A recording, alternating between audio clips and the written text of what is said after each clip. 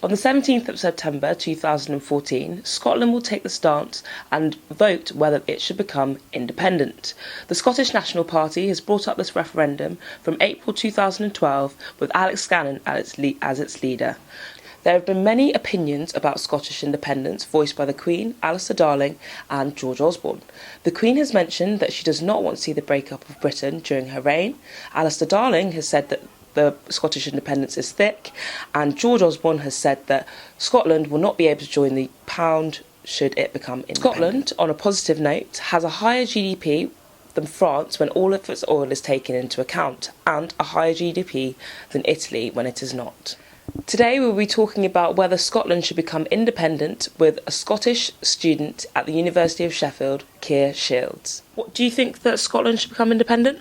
I disagree with the independence. I don't think it should happen at all. No, that's fine. Why do you think it's not?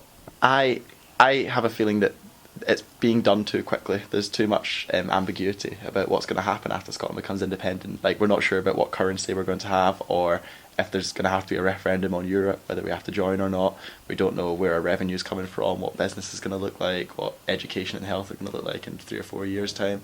There's a lot of stuff that's like really important to Scotland just now, like free education and free prescriptions, that don't look like they're attainable. A lot of people from the outside, not in the independence movement, like business leaders and economic thinkers, who are saying that all this sort of stuff that Scotland has now, all these privileges that it has from devolution, are not going to be available.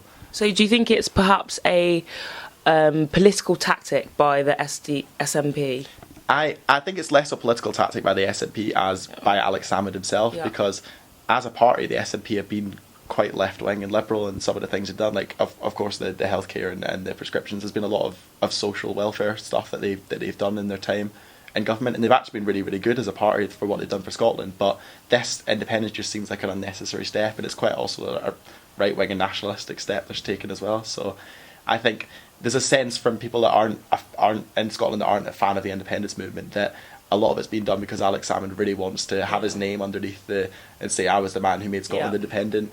Everyone's saying maybe Scotland could be independent, and I myself am not actually averse to the idea of Scotland one day being its own independent country, because Scotland's so unique and different to the rest of the UK. You could actually see it, but everyone's saying if it wants to happen, it needs to take more time. There needs to be better steps, understanding of what will happen, planning, and it just doesn't seem every single day there's a new thing that someone says Scotland haven't figured out and haven't got planned yet for independence. Yeah, I mean, you do have quite a few economic perks, like your GDP per capita is higher than that of France. So do you think, again, with more time, would you actually want to become independent after a long time? I think if there was a long time to do it, I think it could be in Scotland's benefit, time to plan it and understand it. But the thing is, we don't.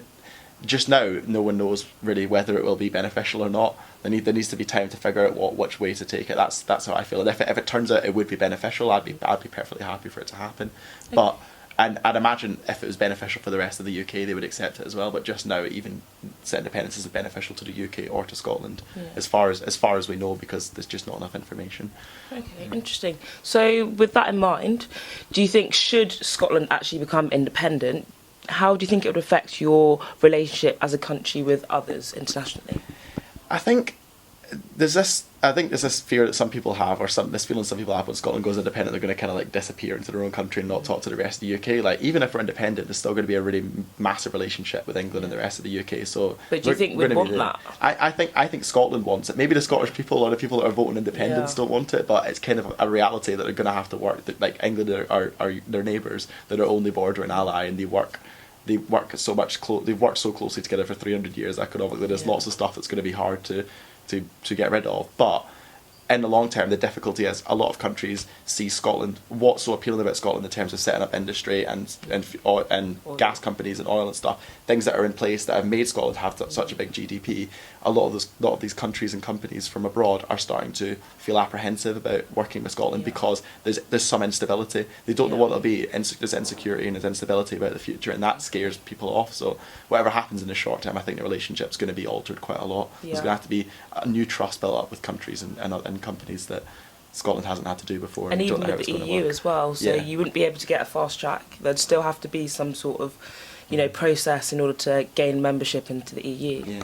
Anything more to say on that? Well, if we talk about the EU as well, there's lots of stuff like that Scotland gets affected more by England, but as part of the UK, things like fishing and agriculture quotas, Scotland gets affected more by than England, and by going independent, they won't have the safety barrier of the rest of England to make it okay. And I get a feeling there's going to have to be, even if we stay part of Europe, which we do think they probably will. There's a bit of insecurity, but they'll probably stay part of Europe. But if they do, there's going to have to be a lot of renegotiating and re-understanding of what Scotland does and what's able to do within the rules of the European community. So. And whatever the outcome of the whole sort of referendum, do you think they'll cause lots more tensions between citizens? I'm not sure. I never got the impression there was tension between the yes and the no parties. There is a little bit of there's a movement. Some people within the yes party that are voting for independence will say things like, "Oh, you're not Scottish if you don't want independence," and that's one of the big pushes, and it makes people that say no feel bad because I'm saying I want to be no for the benefit of Scotland. So if it carries on in that way, and there's a bit of tension between, "Oh, you're not really Scottish because you voted no," that could be where there is some sort of animosity. But the only long-term tensions I see between the people that vote yes and no is that it's probably not going to happen. So when it votes no, there's going to be a big group of people who really pushed for it, and that will carry on. That will stay. That legacy will now be that there's going to be a group of people who either saying yes, let's go independent, or no, let's go back and join the UK. Either way the vote goes. So. Okay, brilliant. That was great. Thank you very much. I'm here to find out what you, Sheffield students, think about the Scottish referendum. Here to ask the question whether Scotland should become independent. What do you think? I don't know, I think it may lead to problems in the future, but if they want to do that, then go ahead. It's not my problem. Okay, thanks. Incredible.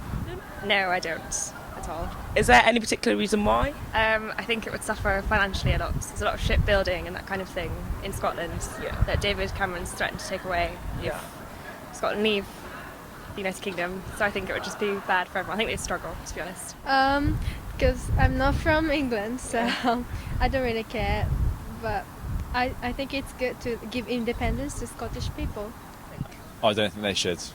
Any elaboration on that, or? I think there'd be too big a loss of the currency and the economy and stuff. I don't think they'd be able to survive. Great, thanks. And Dave? I don't think they should.